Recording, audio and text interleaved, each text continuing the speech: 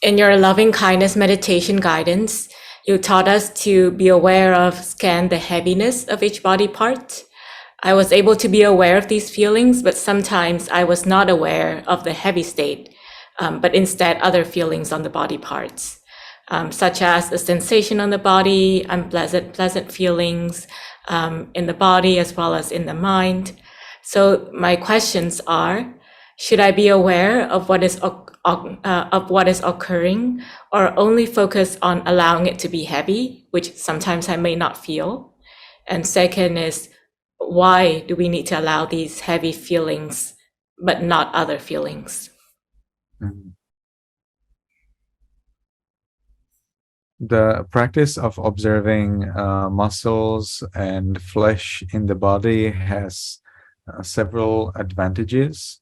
If we observe the muscles and flesh as heavy, or you can observe them as hard. If you can observe heaviness or hardness, then the effect should be the same. Why is that? Well, you gradually learn about the four elements. So observing four elements in the body is a very powerful practice, and it's believed that it is the only insight practice that you can follow in relation to the body. All of other insight practice, or so-called vipassana practices, are related to the mind.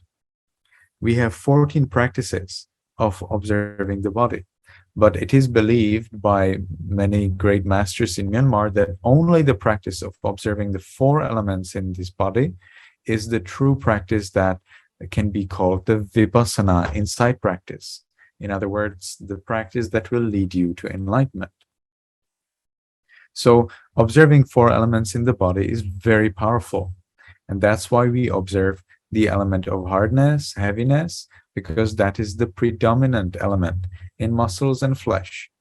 Now, for example, in the blood, the predominant element is the element of liquidity. The predominant element in the physiological functions, such as digestion, is the element of heat. And the predominant element in other physiological functions, such as breathing, is the element of air, or of movement is better. So we observe the four elements according to the predominance in the different parts of the body.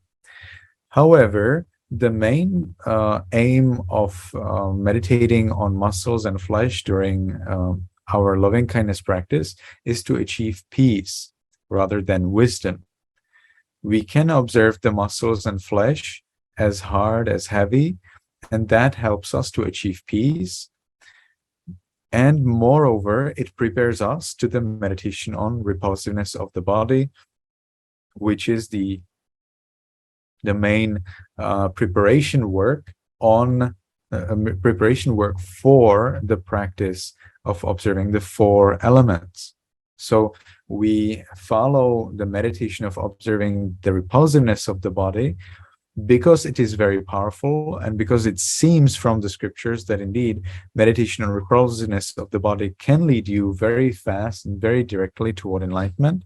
But still, some people are not satisfied with it, or not so much successful with it, and they would then progress. They would then move on further to observing the four elements of the body, which are believed to be more directly addressing the problem of impermanence, unsatisfactoriness, and not self. So that is why you observe hardness or heaviness. Heaviness, I believe, is a little bit easier to observe, and that's why we observe heaviness. But you can observe hardness as well. We also observe change. Well, we observe the change in the heaviness.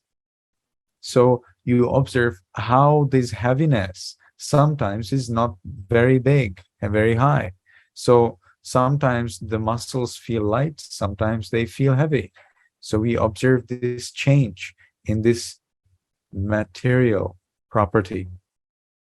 You could observe feelings, that's perfectly fine, but that's a different meditation practice. It is the meditation practice of observing the mind. But how are you going to observe the mind if you haven't understood the body yet? Well, you can. Many people do that. But unfortunately, it is very unsuccessful because they end up with a wrong view. Now here, wrong view is as strong word as blasphemy in Christianity. So be careful when I say the words wrong view. It's a very strong word in Buddhism. And wrong view in this case is when someone believes that their body feels. As soon as you start to believe that your body feels, then that's a wrong view. What does that mean? Well, that means that you're blocked. You're doomed. Nothing will help you. It's done.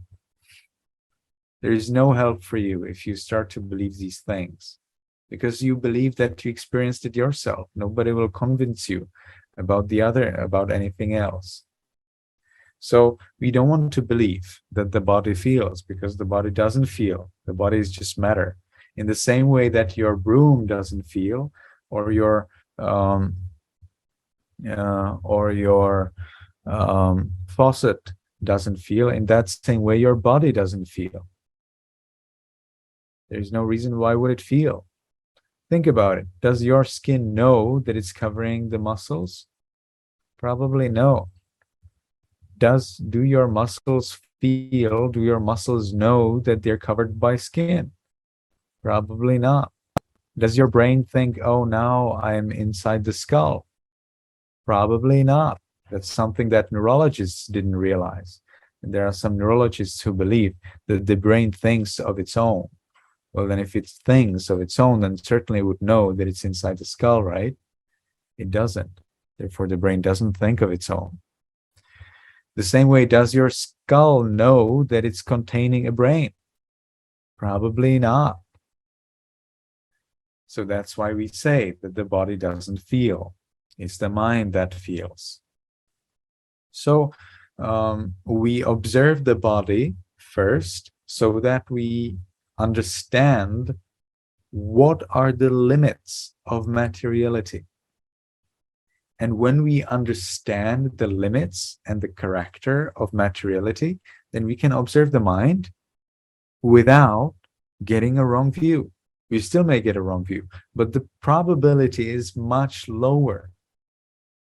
Another trouble with the people who meditate only on mind, because it's the trouble with them, because they then share their wrong view and they want to persuade you about their wrong view. And that's why it is our trouble with them, is when they believe that everything is just mind, that matter doesn't exist. Well, that's a serious wrong view. Why is that a wrong view? Why is that so bad as blasphemy in Christianity? Well, because it dooms you. How does it doom you? Because you cannot become enlightened. The path towards enlightenment starts with the clear distinguishing of the body from the mind. At the very moment you get these two mixed up, you are doomed. There's no way. Because you believe it and you are 100% sure that you are right. Nobody will convince you about anything else. That's why you're doomed, because you doom yourself by the conceit that I understand, I know.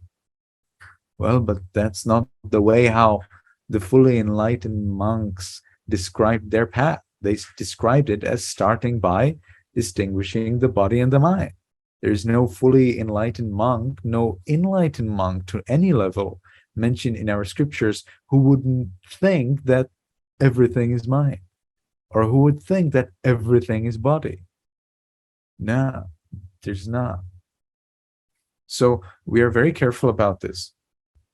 So when we meditate, when we start our meditation, I have developed this method because of these people who get their wrong view, so that they do not get wrong view. And those who already have it gradually get rid of it. And they get redeemed. So they were doomed, now they get redeemed. So we need to meditate on the body so that we can understand the mind. Why? Because the body is easier to observe. The mind is more difficult. So people who meditate on feelings and they do not meditate on the four elements of the body or on the repulsiveness of the body, well, many of them are successful and they become enlightened. That's all good. But many of them are not successful and they get doomed in a wrong view. So that's why it's very important that you do not observe feelings when you observe the body, but instead you observe the hardness, heaviness, so that gradually you understand the materiality of the body. And later, when the time comes, you can observe the mind without any worry and go the right way right from the beginning. Who wants to get stuck? Who has the time to get stuck? Nobody has the time to get stuck. We never know when we die. So we don't want to get stuck, and therefore we want to have our path straight as much as possible. Of course, we will get stuck. There's no way out of that. But we want to reduce the probability of getting stuck. We want to make sure that whatever we do is as smooth and as successful and as direct as possible. And that is why we observe the heaviness in the muscles, and that's why we observe the change in the materiality only when we meditate on loving kindness in the beginning.